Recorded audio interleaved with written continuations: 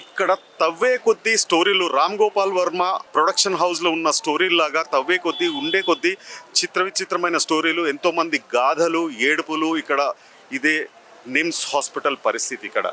ఇప్పుడు ఇక్కడ మనతో పాటు ఉన్నారు ఒక పేషెంట్ వాళ్ళ సన్. వాళ్ళ ఫాదర్ చనిపోయారట. చనిపోయిన తర్వాత కూడా ఇక్కడ బాడీ ఇవ్వడం లేదు, డబ్బులు కడితేనే బాడీ అని చెప్పేసి ఇస్తాము అని చెప్తున్నారంట. ఆయన్ని అడిగి తెలుసుకుందాం ఏమైందని. నమస్తే అన్న. ఏమైందన్న? మీరు ఇంత బాధల్లో ఉన్నారు, మీరు ఏదో నాకు చెప్తా ఉన్నారు, మీ ఫాదర్ చనిపోయినారు అని చెప్పేసి. ఏమని చెప్పగలుగుతారా? చెప్పగలుగుతానన్న. మా ఫాదరు నిన్న చనిపోయారన్న.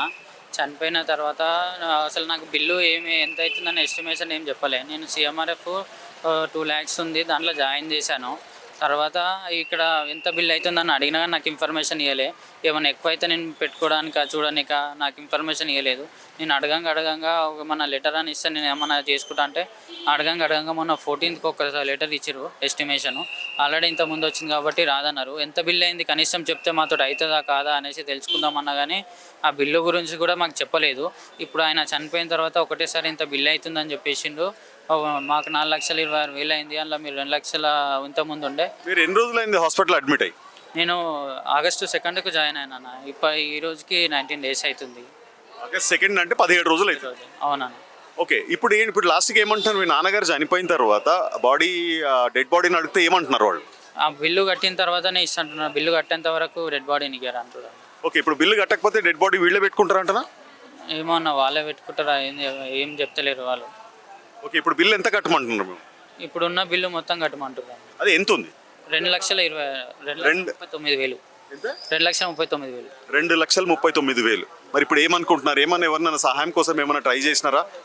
చేసామన్నా, ఏమైనా డిస్కౌంట్ చేసినా కానీ లేదు. ఏమన్నా ఇట్లా మా పరిస్థితి అయితే ఏం బాగాలేదు. మేము ఉన్నాయన్నీ ఇవన్నీ పెట్టించినాం. ఎమ్మెల్యేతో రెస్పాండ్ చేయించినా కానీ రెస్పాండ్ అవుతలేరు ఇక్కడ ఎవరు కూడా. ఎవరెవరు ఫోన్ చేసినారు? ఎవరెవరు ఫోన్కి రెస్పాండ్ కాలేదు? సూపరింటెండెంట్ గారు మైనంపల్లి హనుమంతన్న ఫోన్ చేశారు. ఆయనతో పాటు శ్రీ గణేష్ అన్న కూడా ఫోన్ చేశారు గవర్నమెంట్ నుంచి. వాళ్ళు చేసినా కానీ రెస్పాండ్ అవడం లేదు వాళ్ళు. సో ఇప్పుడు ఏం చేయాలనుకుంటున్నారు మీరు? ఏంటి మీ తదుపరి చర్య? ఏం చేయాలో ఏం అర్థమవుతుంది అన్న. బాడీ ఇక్కడ మా డాడీ చనిపోయిండు. ఇంటి దగ్గర అందరూ ఏడుస్తూ కూర్చురు. బాడీ తీసుకొస్తాను పొద్దున నుంచి చెప్తాను. ఇప్పుడు బాడీ ఫోన్ చేస్తూ ఉన్నారు అందరూ. అయినా కానీ బాడీ ఇక్కడనే ఉంది. వీళ్ళేమో పైసలు కడదాకా బాడీ ఇస్తాను లేరు. మా దగ్గర పైసలు లేవు. ఏం చేయాలి? విన్నారు కదండి. ఇప్పుడు మన గవర్నమెంట్లో కాంగ్రెస్ గవర్నమెంట్ రేవంత్ అన్న దగ్గర డబ్బులు లేవు. ఆ డబ్బులు చనిపోయిన వాళ్ళ పైన లేదంటే హాస్పిటల్లో జాయిన్ అయిన వాళ్ళ పై నుంచి సంపాదించాలని చూస్తున్నారా?